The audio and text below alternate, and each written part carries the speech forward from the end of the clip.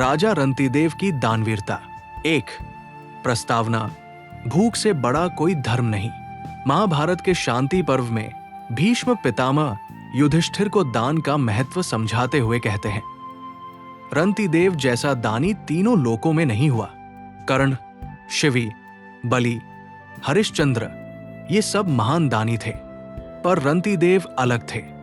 उन्होंने सोना चांदी नहीं, राज्य नहीं, अपने प्राणों की रक्षा करने वाला अंतिम भोजन दान कर दिया।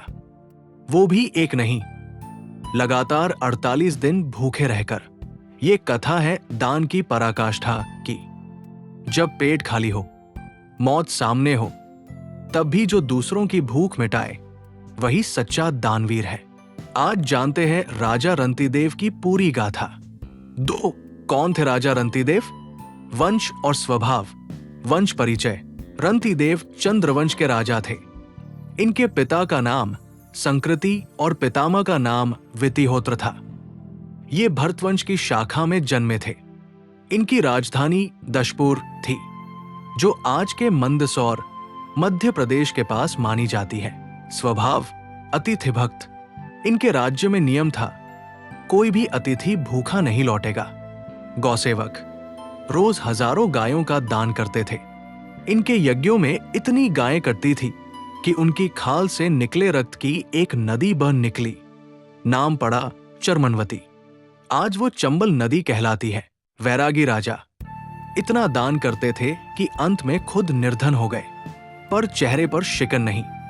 नारद मुनि ने इनके बारे में कहा, रंतिदेवस्य यद दान न भूत न भविष्यति। अर्थ, रंतिदेव जैसा दान न कभी हुआ न कभी होगा। 3 48 दिन का उपवास। अंतिम परीक्षा शुरू होती है। राजा रंतिदेव ने राजपाट त्याग दिया, सब कुछ दान कर दिया। पत्नी पुत्र के साथ वन में रहने लगे।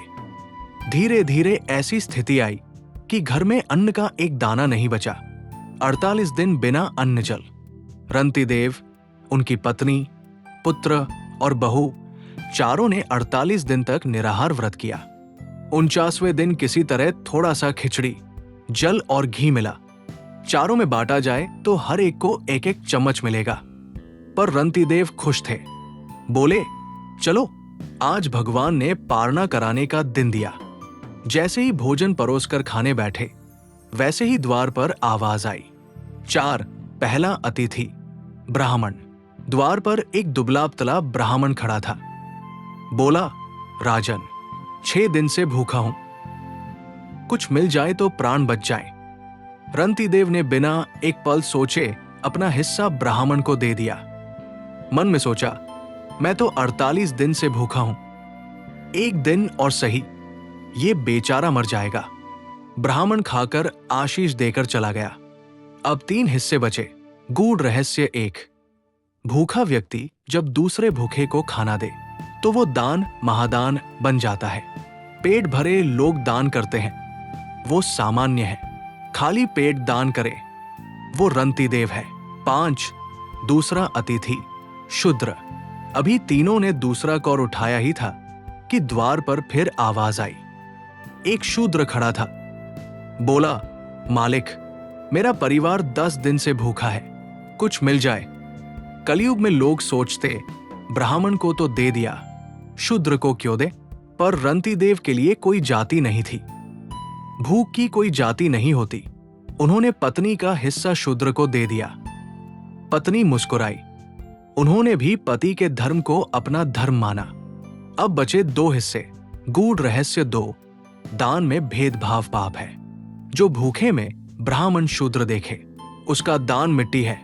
रंतिदेव ने नर्क में नारायण देखा। 6 तीसरा अतिथि कुत्तों के साथ चांडाल।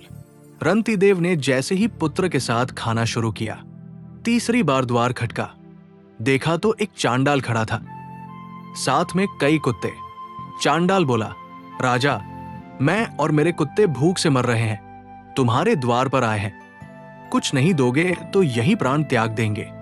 सब सन्न रह गए।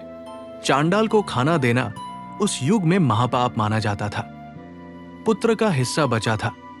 रंतिदेव ने हंसकर कहा, आओ भाई, तुम भी भगवान के रूप हो, और पुत्र का हिस्सा चांडाल और कुत्तों को दे दिया। पुत्र ने भी पिता का विरोध नहीं किया। अब सिर्फ एक हिस्सा बचा, बहू का। एक चम्मच खिचड़ी और थोड़ा सा जल। गूढ़ रहस्य 3। कुत्ता पालने वाला चांडाल भी भगवान है, जिसकी नजर में कुत्ता और ब्राह्मण एक है। वही समदर्शी है। गीता में कृष्ण ने यही कहा, विद्या विनय संपन्ने ब्राह्मणे गवी हस्तिनी शुनि चैव श्वपाके च पंडिताएं समदर्शिन। 7। चौथा अतिथि। चमड़े का घड़ा लिए एक और आदमी। बहू ने जैसे ही अपना हिस्सा मुंह में डालना चाहा, चौथी बार आवाज आई। एक आदमी चमड़े का घड़ा लिए खड़ा था। बोला, राजन, मैं प्यास से मरा जा रहा हूं। 12 दिन से पानी नहीं पिया, सिर्फ जल चाहिए।